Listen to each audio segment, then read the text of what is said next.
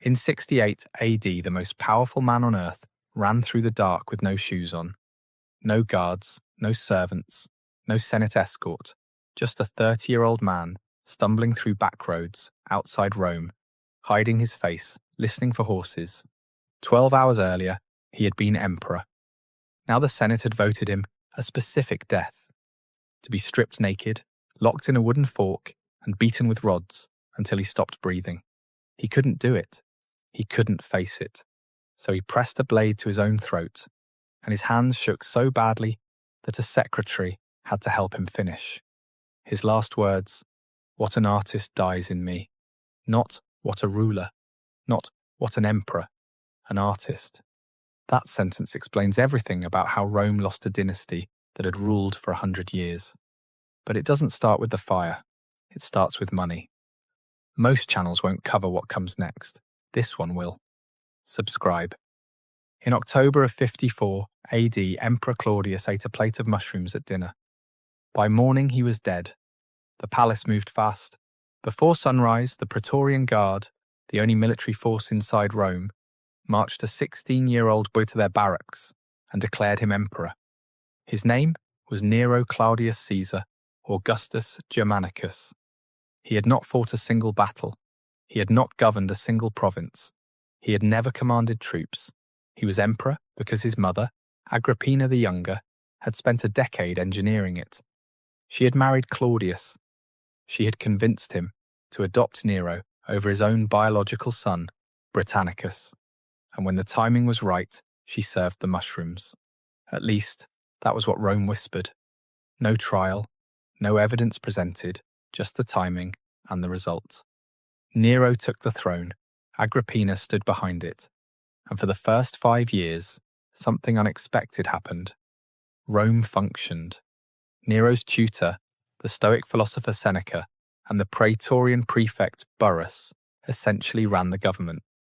Taxes were reviewed. Provincial governors were held to account. The Senate was consulted on legislation, something that had become a formality under Claudius. The treasury was healthy, the borders were stable. Nero gave public speeches written by Seneca that emphasized justice and restraint. But behind the rhetoric there was a problem the public couldn't see. Nero did not care about governing. He had been raised on Greek poetry, music, theatre, and competition. He practiced the lyre for hours. He studied vocal technique. He composed verses and performed them for small audiences of courtiers. None of this was illegal. None of it was unusual for a wealthy Roman, but Nero wasn't wealthy. He was emperor, and the distinction mattered, because the Roman treasury was not the emperor's personal fortune.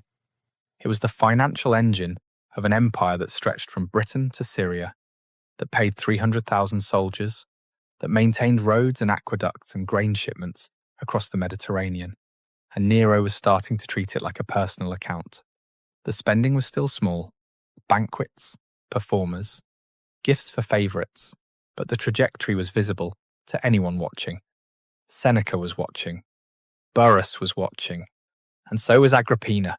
Agrippina had put Nero on the throne to control him.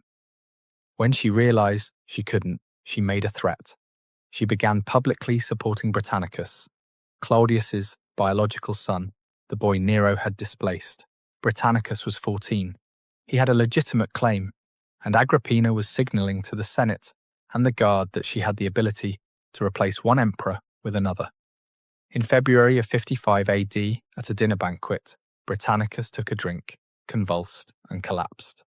He was dead within minutes. Nero told the room it was an epileptic seizure. The body was cremated that same night before dawn in the rain. No physician examined the body publicly. No inquiry was held. The ashes were buried without ceremony. Britannicus was 14 years old. The Senate said nothing. The Guard said nothing. Agrippina said nothing, at least not publicly. But the calculus shifted. Nero had demonstrated something that even Agrippina hadn't fully anticipated. He was willing to eliminate threats at the dinner table, in front of witnesses, and dare anyone to object. Agrippina's position changed overnight. She was no longer the power behind the throne. She was a liability, someone who knew too much. who had her own alliances, and who had just seen what her son would do to a blood relative. For the next 4 years, Nero gradually stripped her of influence. Her guard detail was removed. She was relocated from the imperial palace.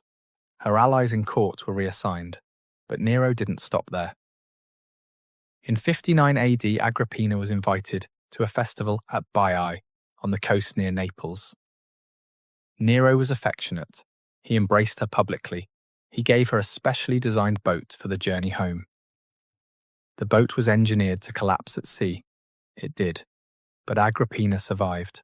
She swam to shore. When Nero received word that his mother was alive, he sent soldiers. They found her in her villa. According to the historian Tacitus, when she saw the swords, she pointed to her abdomen and said, "Strike here. This is where Nero came from." They killed her. Nero told the Senate she had been plotting against him and had taken her own life when the plot was discovered.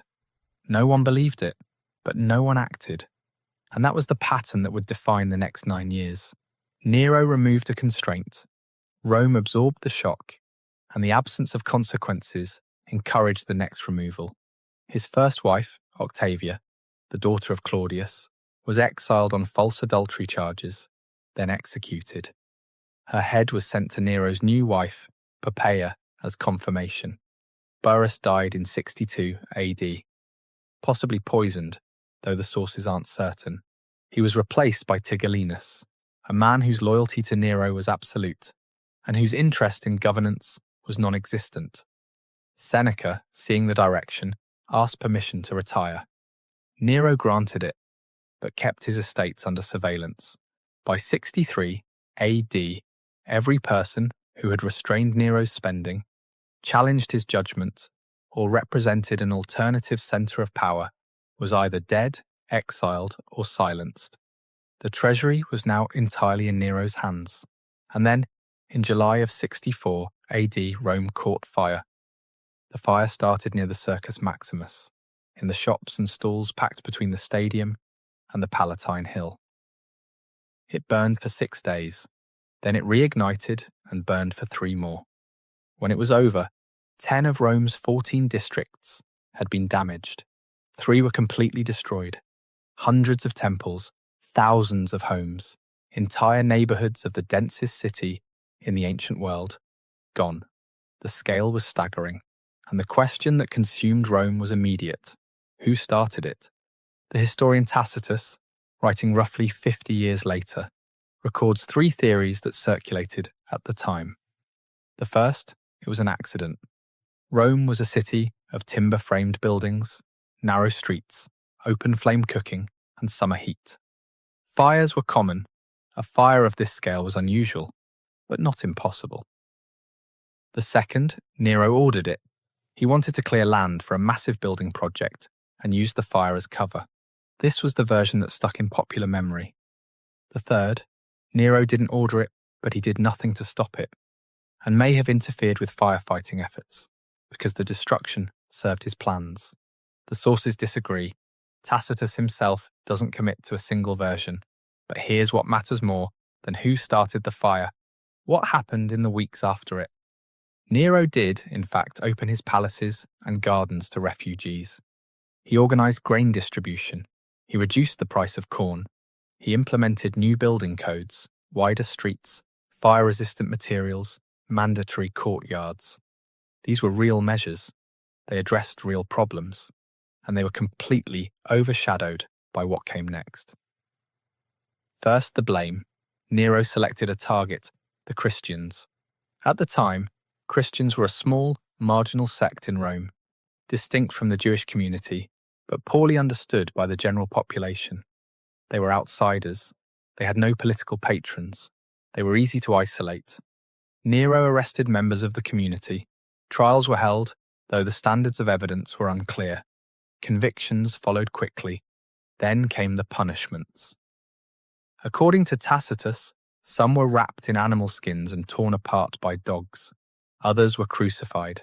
Others were coated in pitch and set on fire as human torches to light Nero's gardens at night. The public spectacle was meant to redirect anger away from Nero and toward a visible enemy. It worked, partially. The rumours about Nero's involvement in the fire continued, but the immediate political crisis was contained. The executions achieved their short-term objective, but the fire also created something Nero hadn't planned for: an opportunity. The heart of Rome was now empty, and Nero intended to fill it. What Nero built on the ruins of the fire was not a reconstruction project. It was the Domus Aurea, the Golden House. The scale needs to be understood in physical terms. The complex covered between 100 and 300 acres of central Rome, depending on which ancient source you follow.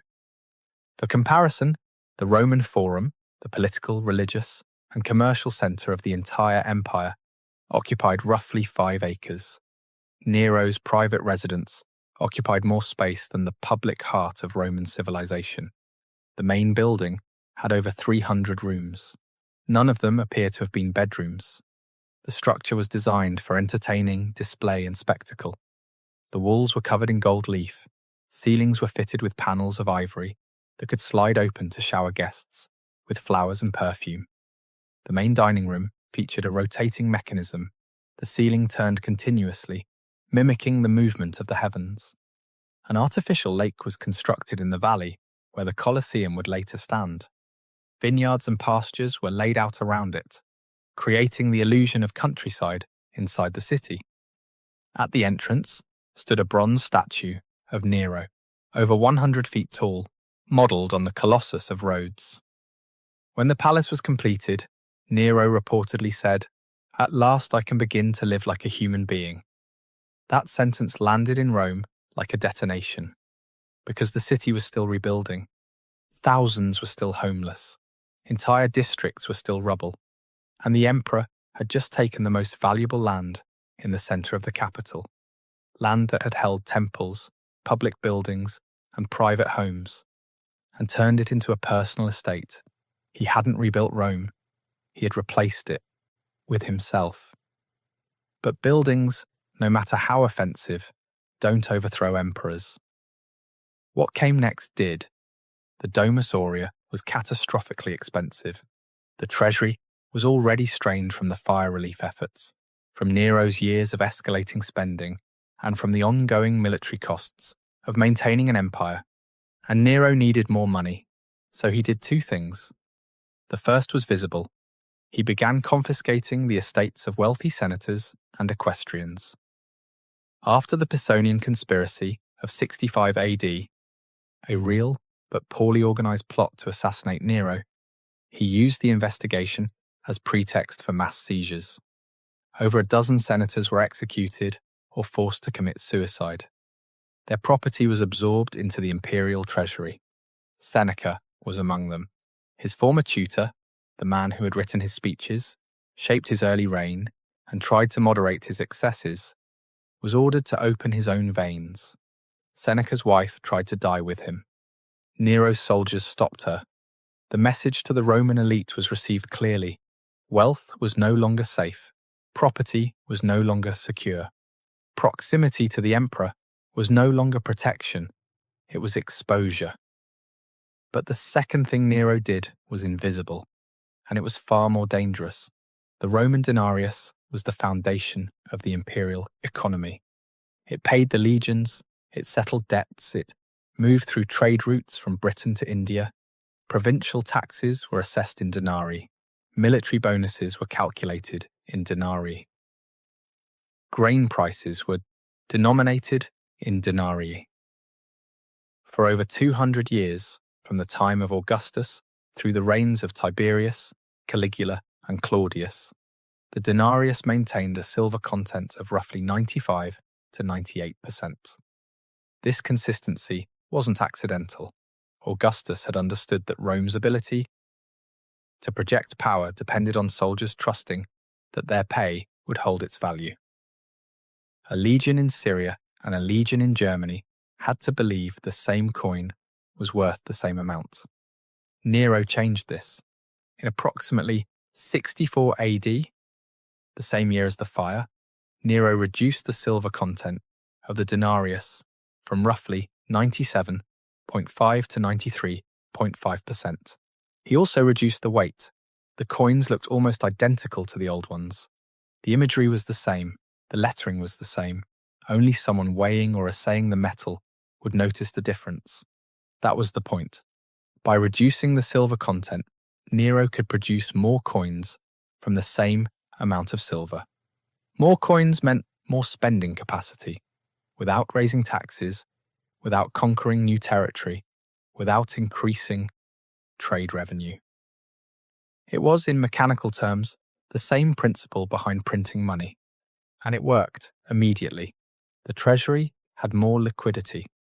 Building projects continued. The Domus Aurea moved toward completion. But the denarius didn't exist in isolation. It existed inside a network of trust. Merchants who accepted denarii in Rome also traded with merchants in Egypt, Greece, and the Parthian Empire. Those foreign merchants evaluated coins by weight and silver content, not by the face stamped on them.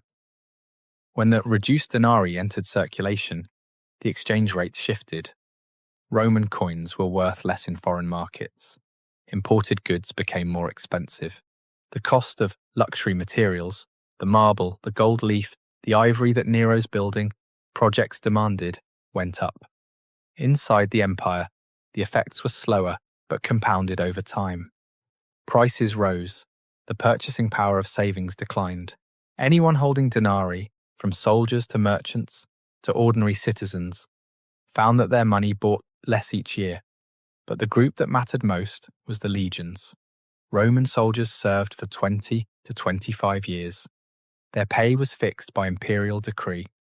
They received a set number of denarii per year, with bonuses for victories and a lump sum retirement payment. When the silver content dropped, their pay didn't change in nominal terms.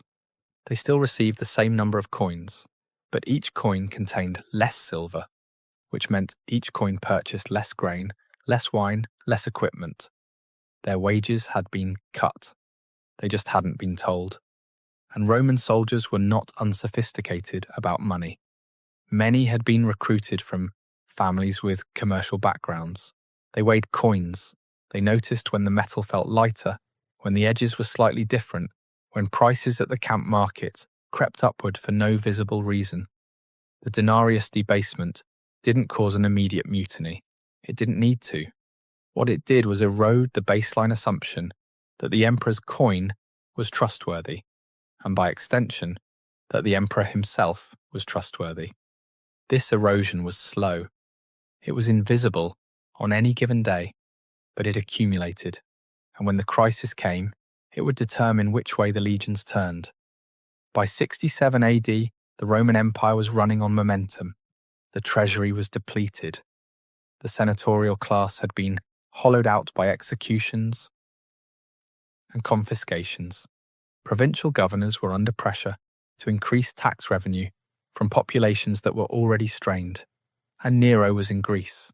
He had left Rome to compete in the Olympic Games and tour the Greek festival circuit. He entered every competition: chariot racing, singing, acting, poetry. He won every one. He won because no judge was willing to score against the emperor. This wasn't unusual for Nero.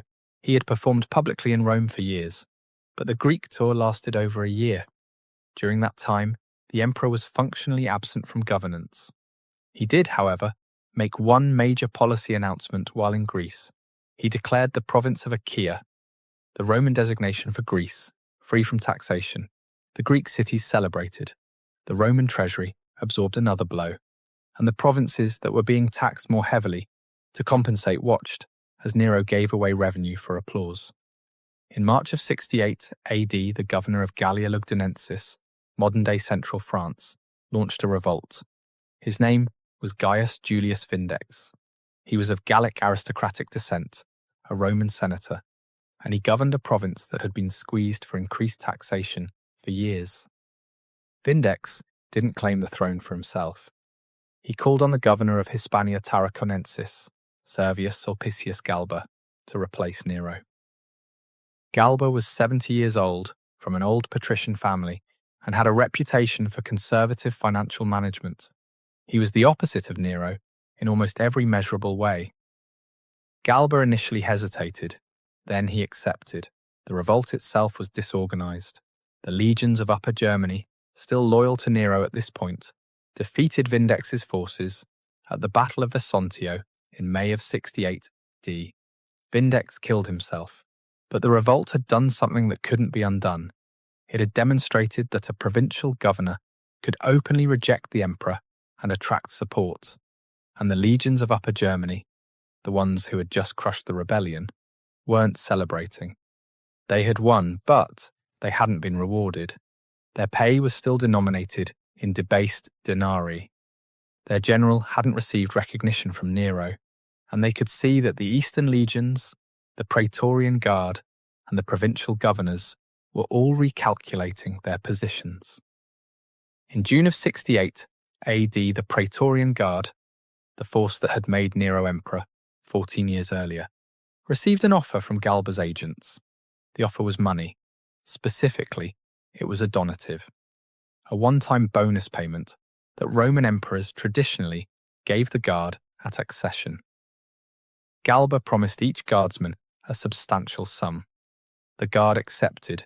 On June 9th, 68 AD, the Senate declared Nero a public enemy, hostis publicus, and recognized Galba as emperor. Nero learned the Senate had turned when he woke in the middle of the night at his palace and found his guards missing. Gone. Not killed, not reassigned, simply gone. He sent messengers to the barracks. No response. He sent for his close companions. Their houses were empty. He went to the barracks himself. The gates were closed. Nero returned to the palace. He reportedly called for a gladiator or soldier, anyone willing to kill him so he wouldn't have to face what the Senate had planned. No one volunteered. A small group of freedmen, former slaves who had been part of his household, offered to hide him. One of them, Phaon, had a villa 4 miles outside the city. They left the palace on horseback.